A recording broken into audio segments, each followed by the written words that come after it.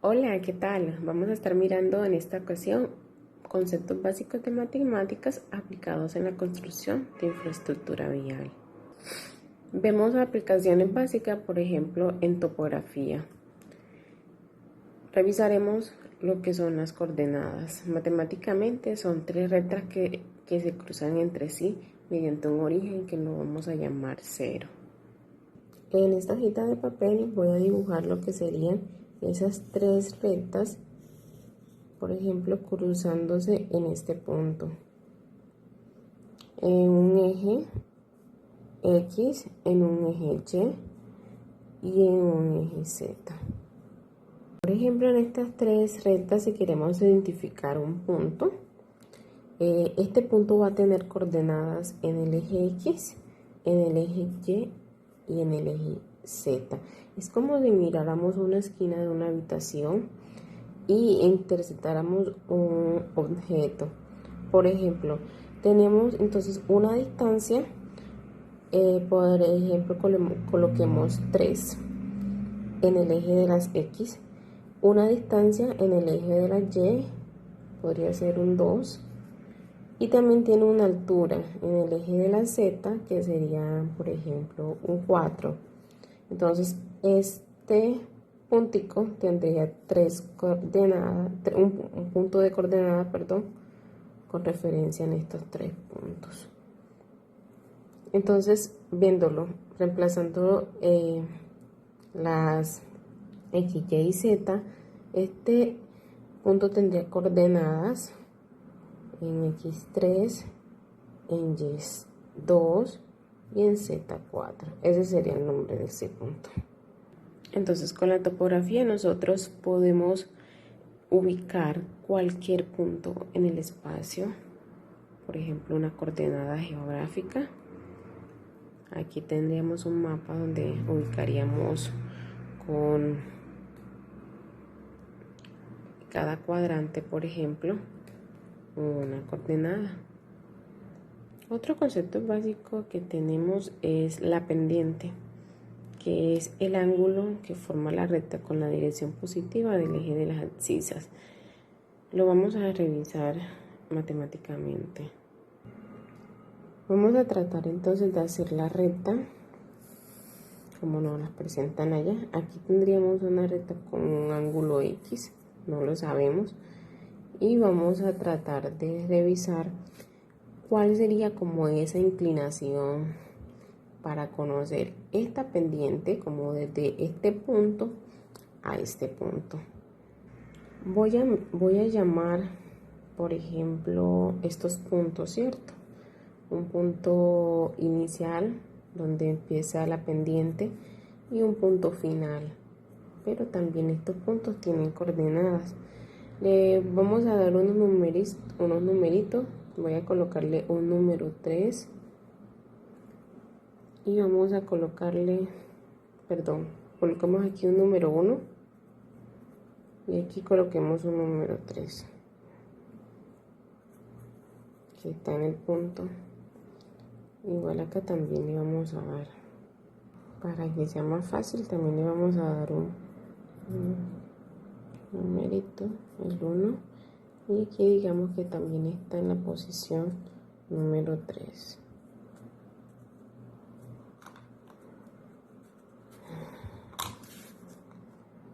Esto con el fin de aplicar la formulita que vimos, que la pendiente va a ser igual a Y2 menos Y1 y X2 menos X1. Ese va a ser nuestra pendiente. Entonces lo que vamos a hacer es reemplazar este Y2 menos Y1, mejor dicho, todos estos por los números que tenemos para que sea más práctico el ejercicio.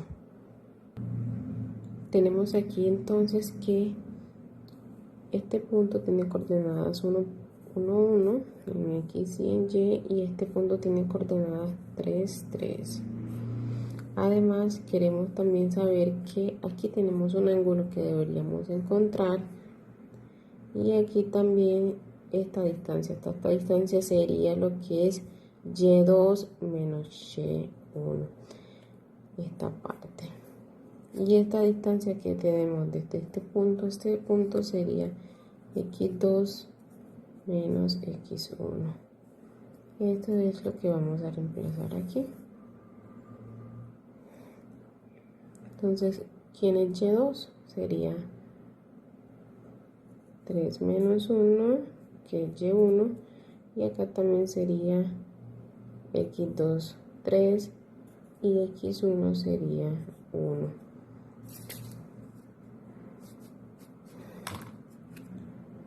Igualamos y hacemos la operación 3 menos 1, 2. Y 3 menos 1, 2. 2 entre 2 nos da 1. M sería igual a 1.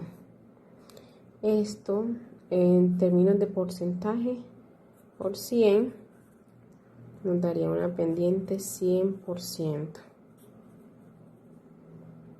Para tener en cuenta, algo práctico sería que mientras más distancia tengamos en el eje de las X, más distancia, por ejemplo un 5, un 6 o algo más, un 20, significa que esta pendiente no va a suavizar, va a ser un poco menos inclinada. ¿Sí? Entonces, ya que estos valores vendrían acá a dividir, serían los que estarían dividiendo y se hacen mucho más pequeños, lo que significa que esta pendiente pueden ser porcentajes mucho menores y sería menor también la inclinación.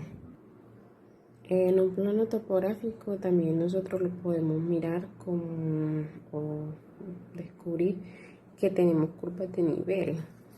Por ejemplo, estos punticos que están aquí, pena, en esta parte, lo que nos está indicando que tiene menos pendientes, y así que lo podemos mirar como un lecho de un río. Estos puntos que tienen pendientes mucho más altas está indicando que son cimas mucho más altas, como podría ser un estilo de de un cerro con mayores pendientes. Es así como nosotros aplicamos esta matemática básica, como es la ecuación de la tangente, para descubrir qué tan inclinado es o no, por ejemplo, un cerro. También vamos a mirar en lo que es el diseño geométrico de vía, conceptos básicos de la matemática, que no es más que hacer rectas unidas con curvas. En este caso, por ejemplo, aquí termina una recta aquí con un punto PC y se une con esta otra recta con otra dirección a través o por medio de una curva. Básicamente lo que haríamos es unir estas dos rectas, por ejemplo, y en este punto, por ejemplo, como esta recta va con una dirección diferente a esta recta, las vamos a unir a través de una curva.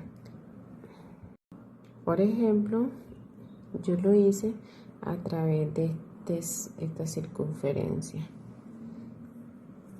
Está aquí. Entonces, este punto que es tangente a esta recta y este punto que también es tangente a esta recta son los que nos van a dar el inicio y el final de la curva en el caso de nuestra vía. Aquí tendríamos el punto centro de la circunferencia, y con estos radios encontraríamos muchos elementos para lo que es el diseño geométrico de vías. Yo la saqué por acá. Digamos que esta sería la vía, nuestra vía. Nosotros hacemos la curva y ahora sí se estaría pareciendo a una vía.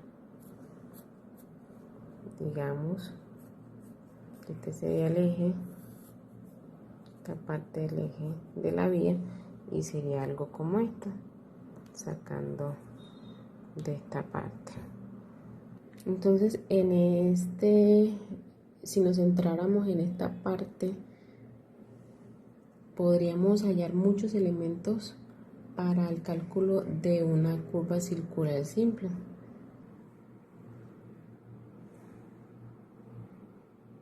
Por ejemplo, yo tengo que podríamos encontrar tangentes, radio, longitud de la cuerda, la flecha, el arco unitario, todos estos conceptos con fórmulas básicas.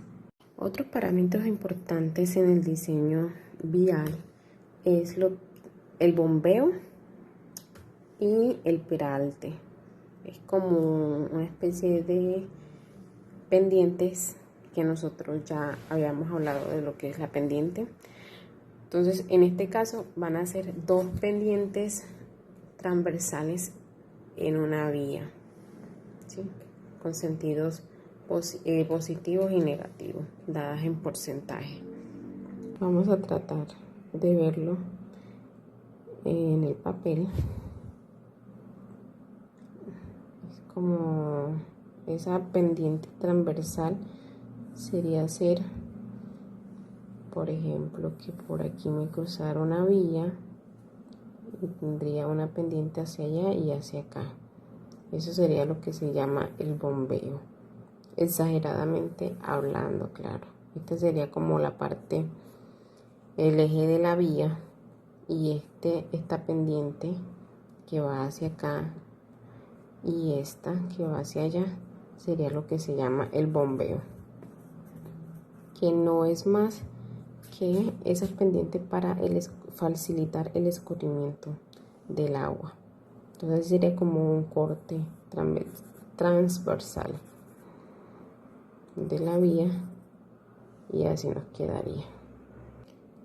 Por ejemplo, si yo aquí tomé la mitad del carril, si lo vemos de esta forma se comportaría exactamente igual como habíamos hablado de lo que es la pendiente. Tiene un ángulo, tiene un punto inicial, un punto final, que sería este sería el punto inicial y este sería el ángulo de la pendiente. Eso es lo que es el bombeo. En el peralte, que también es una pendiente transversal, pero que se da exclusivamente en las curvas. Esto con el fin de facilitar el movimiento de los autos y que la fuerza centrífuga no cobre es como no gane esa pelea, ¿sí? Entonces, esto sería cómo se vería una vía justo en la curva, cómo sería esa pendiente en la curva. Esta sería la vía, ya no sería como el estilo del bombeo que vimos, que se vería de esta forma como dos pequeñas pendientes a los lados, no, sino una pendiente hacia el centro. Yo acá en el mismo dibujo que usé para explicar la mitad de la pendiente del bombeo, la voy a hacer para que se vea como un corte, y aquí sería, digamos que los dos carriles, y aquí tendríamos la curva. Por ejemplo, tendríamos la curva y así es como se vería, es inclinada hacia el centro de la curva. Eso sería lo que es el peralte.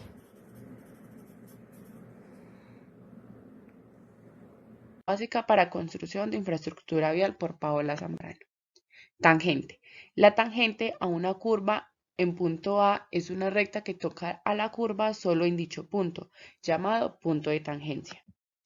Radio. En geometría, el radio de una circunferencia es cualquier segmento que une el centro a cualquier punto de dicha referencia. Longitud de la cuerda. La cuerda de la circunferencia es un segmento K que une dos puntos de la circunferencia sin necesidad de pasar por el centro. Flecha. La flecha o sajita de un arco circular es la distancia en el centro del arco al centro de la cuerda.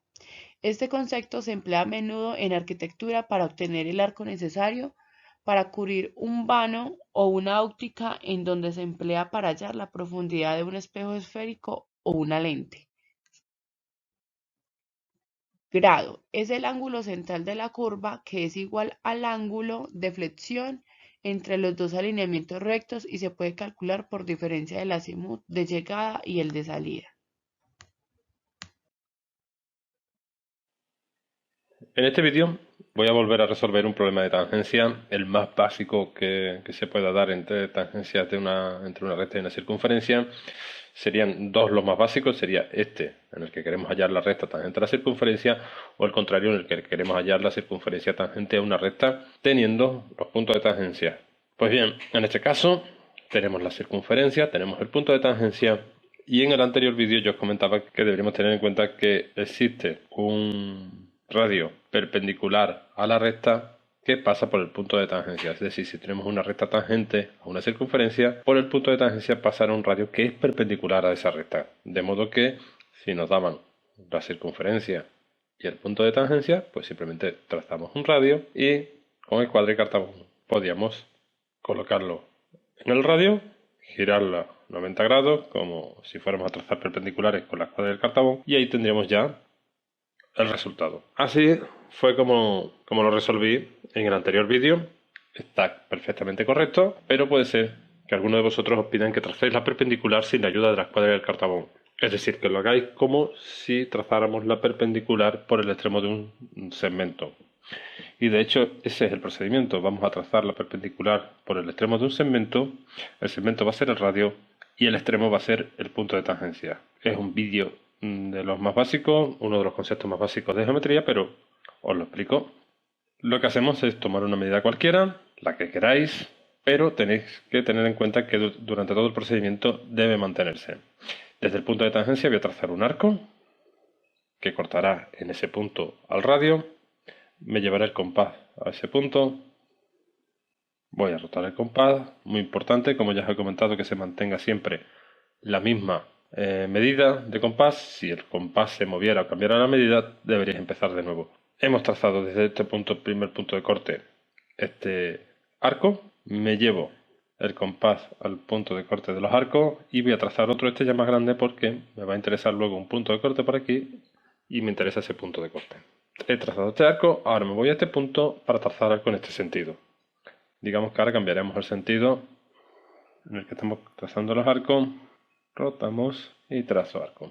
Pues bien, ya tenemos este punto y este que nos servirían para trazar esa perpendicular por el extremo del segmento, que es el radio, es decir, la tangente a la circunferencia que pasa por el punto T. Como veis, es otro modo de resolver este problema, tal vez más engorroso. El otro se resolvería con un par de líneas usando escuadra y cartabón, y en este tenemos que usar las reglas y el compás. Pero en fin, os lo dejo para que aquellos que tengáis dudas de cómo se traza, pues lo tengáis disponible. Como siempre, espero que el vídeo os haya resultado útil. Capítulo 6. Intersecciones viales, por Ricardo Buitrago. Intersección es la confluencia de varias vías por la que el tráfico se mueve en diversas direcciones. Las intersecciones de mucho movimiento están reguladas por un semáforo, pero no controladas. Cuando se habla de intersecciones viales a nivel, es frecuente referirse con el término de acceso a la accesión vial que ingresa a la zona de conflicto. La zona de conflicto es la suma de las áreas donde se intersectan las trayectorias de los diferentes posibles movimientos. Movimiento se refiere a los posibles destinos que puede elegir un vehículo entrando a la intersección. En general hay 4 tipos de movimientos: giro a la derecha, movimiento directo, giro a la izquierda y movimiento en U. Muy frecuentemente las intersecciones a nivel tienen carriles exclusivos de giro a la derecha o izquierda, con el fin de aumentar la capacidad de la intersección y para evitar el bloqueo de otros vehículos por aquellos que están en espera.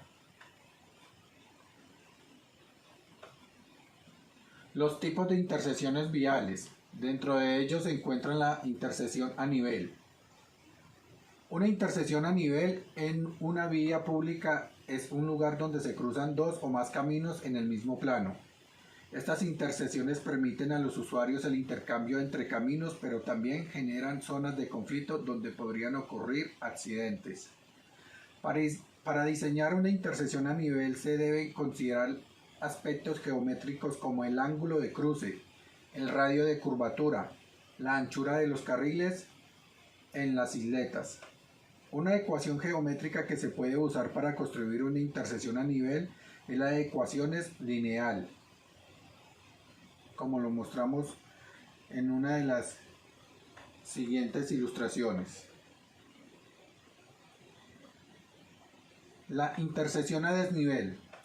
Una intersección a desnivel o paso a desnivel es una solución de diseño geométrico que posibilita el cruce de dos o más carreteras de diferente nivel, con la finalidad de que los vehículos puedan realizar todos los movimientos posibles de cambios de trayectoria de una carretera a otra, con el mínimo de puntos de conflicto posible. Un paso a desnivel se construye con el objeto de aumentar la capacidad de intersecciones importantes, con altos volúmenes de tránsito y condiciones de seguridad vial. ¿Cómo hacerlo? Los métodos por los cuales podemos resolver este sistema, bueno, son varios. Entre ellos se encuentran los siguientes: el método de igualación, sustitución, suma y resta, que también se llama reducción o eliminación de variables, y regla de Kramer, que también se llama método de determinantes. Pueden elegir el método que quieran y por ese método resolver el sistema. Yo, por ejemplo, lo voy a hacer en este video por el método de suma y resta, porque es un método muy fácil. También el de regla de Kramer es un método muy fácil, pero bueno, lo voy a hacer por este método suma y resta. Para aplicar el método de suma y resta o reducción, lo que debemos hacer es eliminar una de las variables. Por ejemplo, vamos a eliminar las x. Entonces lo que debemos hacer es multiplicar la ecuación de arriba por el coeficiente que tenga la x de abajo. El coeficiente de la x de abajo es un 2. Así que arriba vamos a multiplicar toda la ecuación por 2. Y toda la ecuación de abajo vamos a multiplicarla por el coeficiente de la x de arriba. En este caso la x de arriba tiene coeficiente 3. Así que toda la ecuación de abajo se multiplica por 3. Ahora, si ambos términos que tienen x son positivos, no se van a eliminar, porque lo que nosotros queremos es restarlos. Así que necesitamos que uno sea positivo y el otro negativo. Cuando veamos que los dos son positivos o que los dos son negativos, lo que vamos a hacer es agregar un signo negativo a uno de estos números, al que queramos. Por ejemplo, al de arriba, le agregamos un signo menos y de esa manera vamos a conseguir que el término de arriba quede negativo y el de abajo positivo y entonces se puedan eliminar. Ahora vamos a hacer las multiplicaciones. Multiplicamos aquí arriba y nos queda esto de aquí. Menos 2 por 3 es menos 6x, luego menos 2 por menos 2y queda más 4y, porque menos por menos es más. Y luego menos 2 por más 1 queda menos 2, porque menos por más es menos. Y luego también multiplicamos menos 2 por 0, pero eso nos da 0.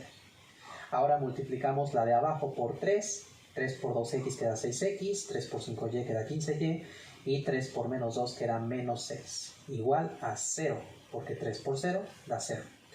Ahora que hemos hecho las multiplicaciones, ponemos una línea horizontal y vamos a hacer las sumas y restas de, cada columna.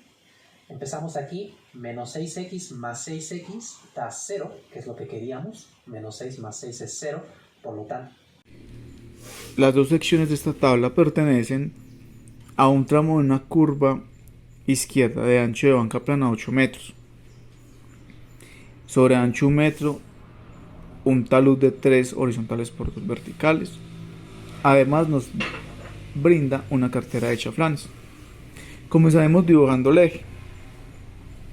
A partir de este vamos a dibujar la banca,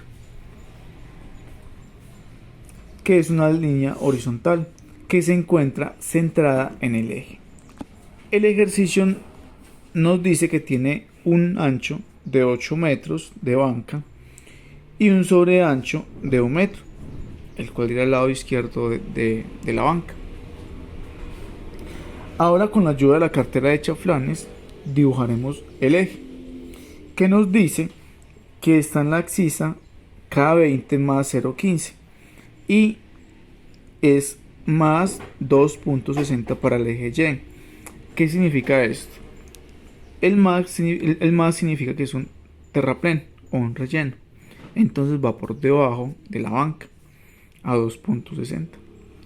Si pasamos al lado derecho, nos da que Y vale más 2.50.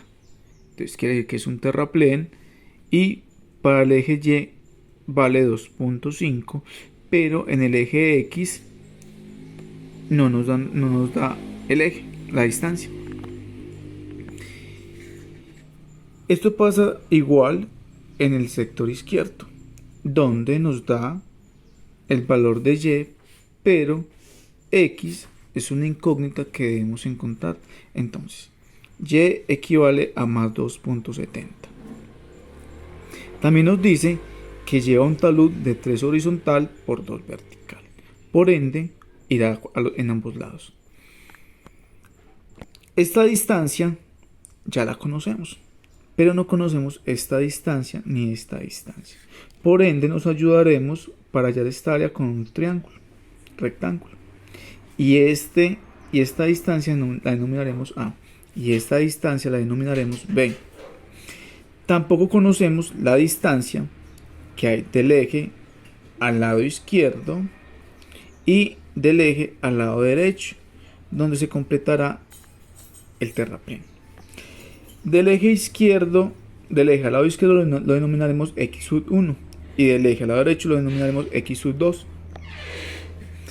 Para hallar esta área, vamos a bajar